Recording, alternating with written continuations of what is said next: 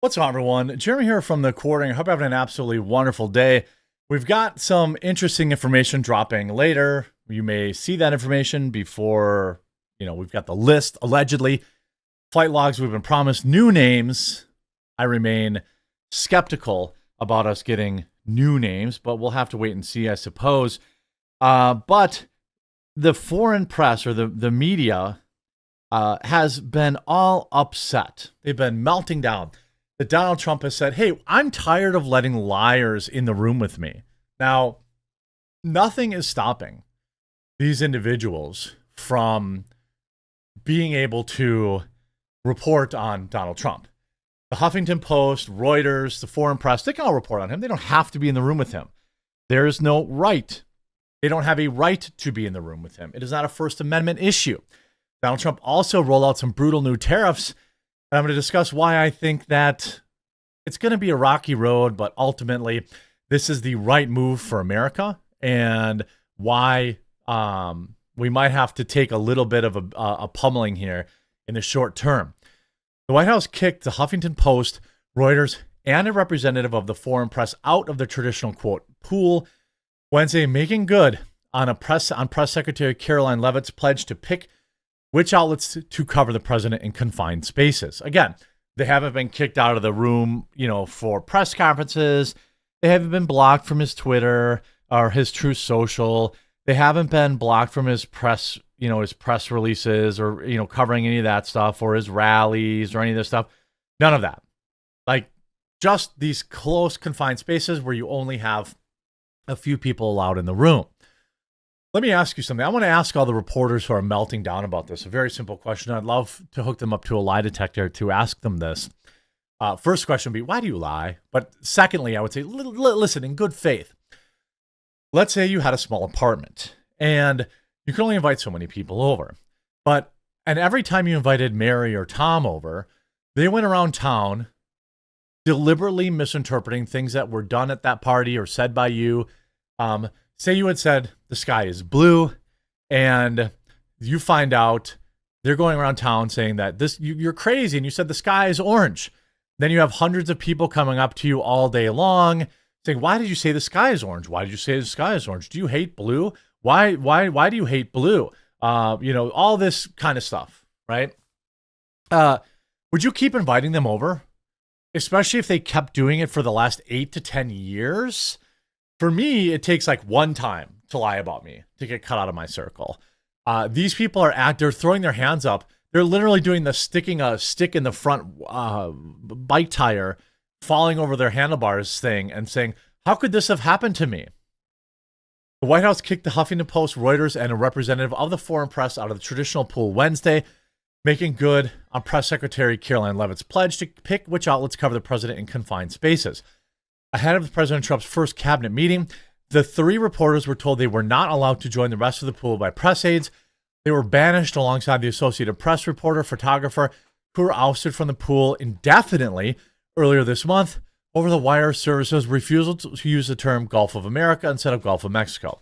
Their meltdown, this is the perfect encapsulation of why they are where they are, okay?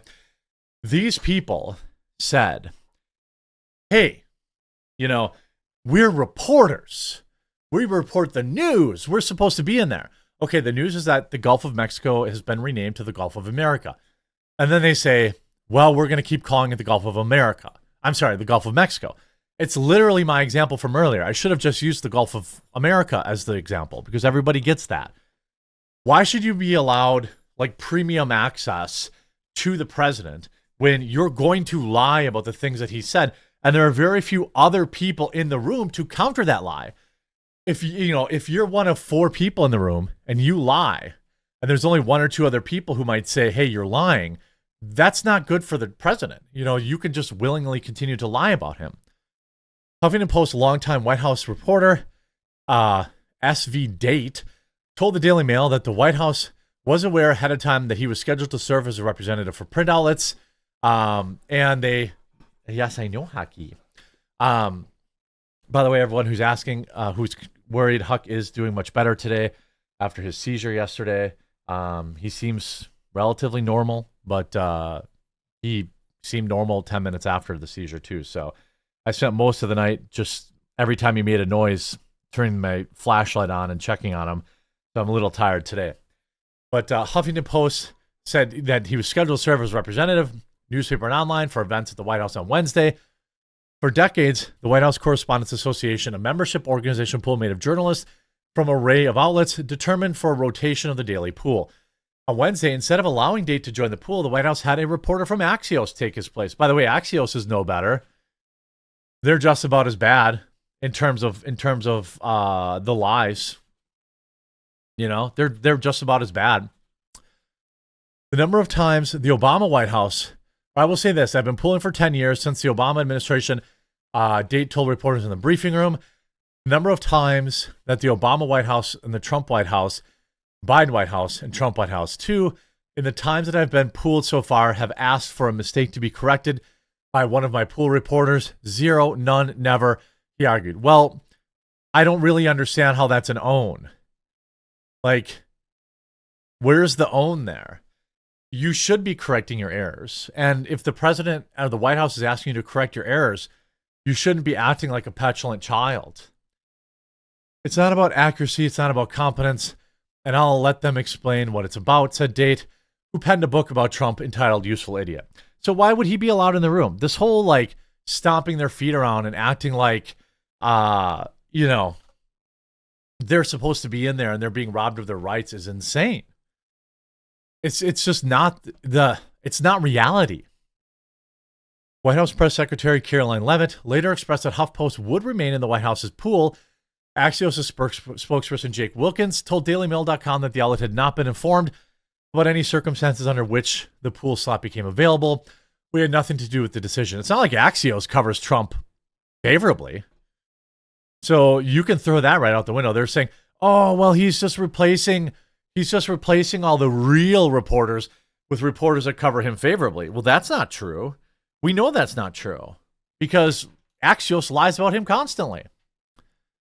This whole thing, like Trump just finally putting his foot down, is absolutely great. White House removes liberal outlet from press rotation. Wait, I thought you were not partisan.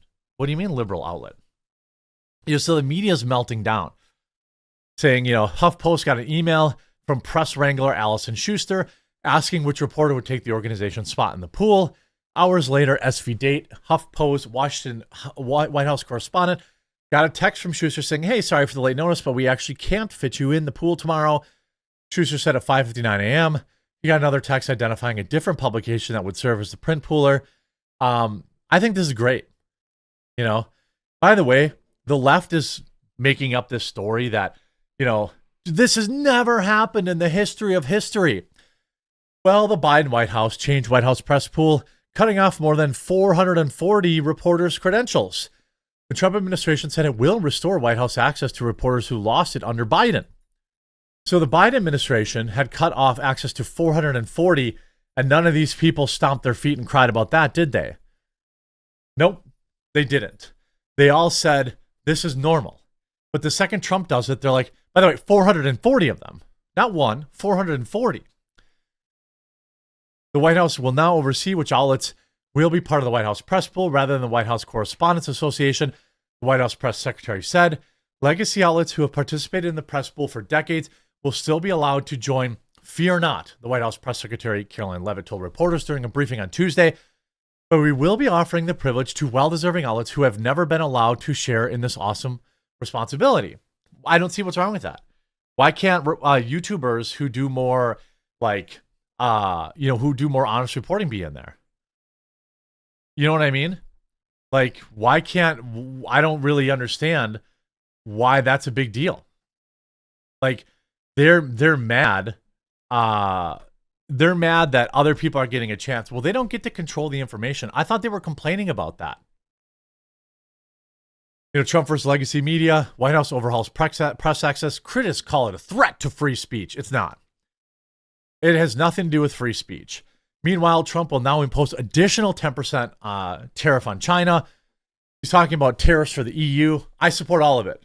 I stand here 10 toes on the line saying I support it all. Did you know that we still let Japan tariff us? after, we use it as a way to repay them for bombing them during World War. Did you know that? There is innumerable European items in the United States that are imported here, right? Cars, electronics, whatever.